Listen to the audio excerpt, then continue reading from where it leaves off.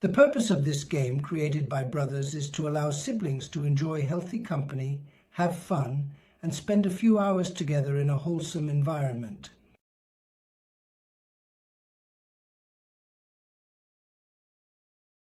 The theme of this activity is a Bible study that we have organized. It aims to give a point to the player who successfully finds two distinct pieces, described as one yellow piece and one red piece. These pieces are to be found as indicated by the roll of the... How is this achieved? It is achieved by rolling the die, and in this case, it landed on red. Now the player must find the red piece as indicated by the die. All right, I'll go look for it. Here it is. This is the red piece that allows me to achieve the Bible study or to opt for a pair. But let's assume that I have decided to find the Bible study, which allows me to immediately earn a point.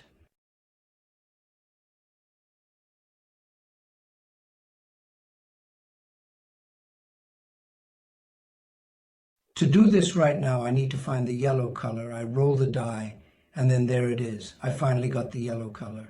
Now I have to find the matching yellow piece for this puzzle. I'm going to carefully search for it among all the other pieces to make sure I get the right one.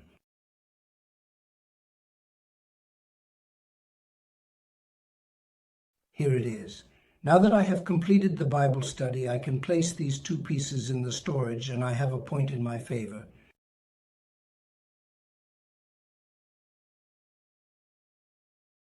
Having scored a point and everything went well, I can continue the game smoothly and without any problems, and I am ready to proceed. Now what I can do is momentarily roll the die again. Now I have the red color that I need to look for. I need to search for a red piece among these items, but instead I see a green one. It seems I made an error in my search. I must correct this mistake and find the correct piece.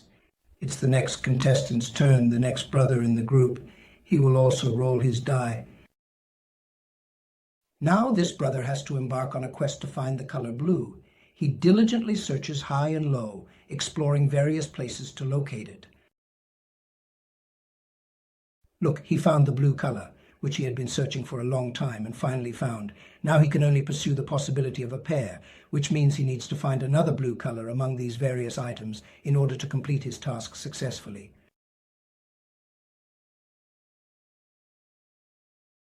White. Unfortunately, it is wrong. We then put them back in their place. It's the next brother's turn. Meanwhile, the others can develop their visual ability to understand where the pieces, one white and the other blue, have been placed. If they need to look for them, they will now more or less look in this area.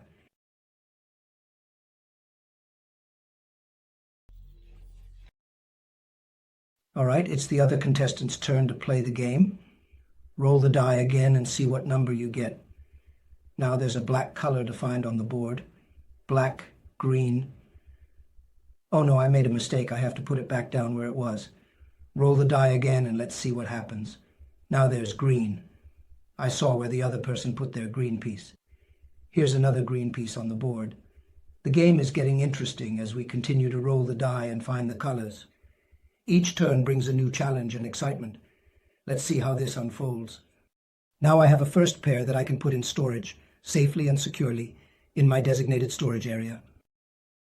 Since I found the first pair, I can continue playing without rolling the die again, but by continuing to look for the green color, carefully and meticulously examining each card for the green color. Here's a third green one, which is quite similar to the others. Now, to complete the Bible study session, I just need to find one more of the same green color, which is essential for the task. Here it is, the final green one. Now I have the 4 green pieces, which are essential for the game. I also have a point in my favor, which is a significant advantage. The brother had found a point before, which gave him an edge, but now I also have a point leveling the playing field. And since I haven't made a mistake, which is quite fortunate, but I'm doing exceptionally well, I can continue playing the game without the need to roll the die again. because I need to keep on creating new pairs of blue and green pieces, which is essential for my strategy, sorry for any confusion, as I proceed to ensure my success. Oops, red is wrong. It's the next brother's turn to roll the die again. Look, there's a blue one. Earlier we saw that the brother who made a mistake more or less placed it around here, and I picked the white one, which was wrong. It's the other brother's turn, and you can continue playing like this each time. We can make this game a bit more interesting or lively by creating cards in 6 colors and marking them with numbers 1 and 2.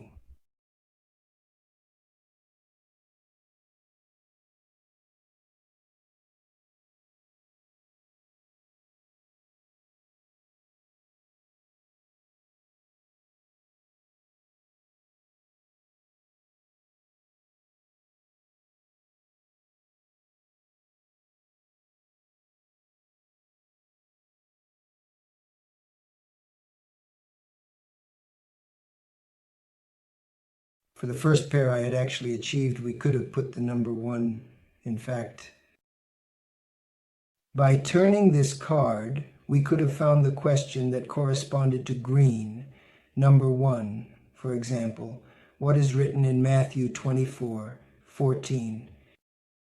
If the brother who has made the pair answers exactly correctly, you can say, yes, you have the right to keep your pair because we validate it. The answer was exact. If he had answered incorrectly, he would have said what is written in Luke 21:13, and then we do not validate it. He will have to put everything back. And so also for the second pair, again the green one, question 2, there too to validate as well. In this specific case, in a detailed manner, what does Jeremiah 23:11 say? Future mentioned? Hypothetically, if they say yes, okay, right, they look at the verse, and if they answered correctly, their second card is definitely validated, and the point is absolutely awarded. An additional method to enhance the difficulty and interest of the game could be to implement a rule that specifies the Bible study, in this context represented by these 2 colors, cannot be targeted until each participant has obtained a pair of a single color. For example, if participants are working with red and blue colors, they must first collect a pair of one color before proceeding. For example, each participant must find a pair, it doesn't matter which color, but at least a suitable color that indicates the pair, and then choose to find the Bible study group, ensuring they have all necessary materials and information for the session.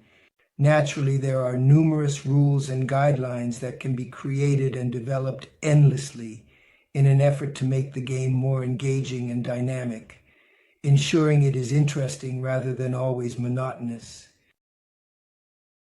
With this game, as previously mentioned, the objective is to develop the ability of intuition, to try to understand where the colors are, to recreate together, to spend a few hours of recreation, happiness, joy, and enjoyment.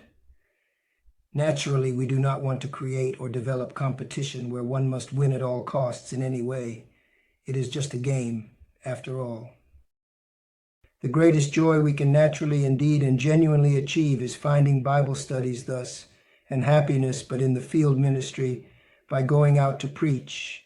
And this is simply a game that we can play with friends and family to have fun. Enjoy, everyone.